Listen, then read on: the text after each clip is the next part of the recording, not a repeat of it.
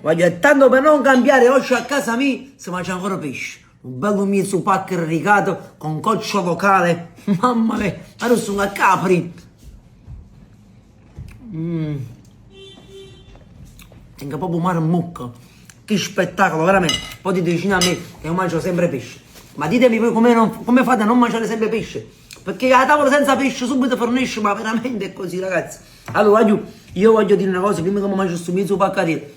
Io voglio scusare con tutte le persone che sono venute, ma non hanno trovato i polipi che hanno fornito a Brest. Ringraziando sempre il Signore e ringraziando sempre a tutti voi. Domani mattina vi giuro e vi prometto che tengo i polpi peraci freschi che costano più poco dei congelati, quindi tengo per tutto quanto rimane venite a qualsiasi ora. Però se venite a Brest è meglio ancora. Venite, polpi freschi accattati e congelati, polpo, calamar e seppia ad un prezzo che non avete mai visto. E domani è arrivato finalmente il baccalà salato. Domani mattina il baccalà salato 6,99 per tutto quanto. Corrite a tutto quanto a Robin Hood, vi aspetto. Domani prezzi pazzi.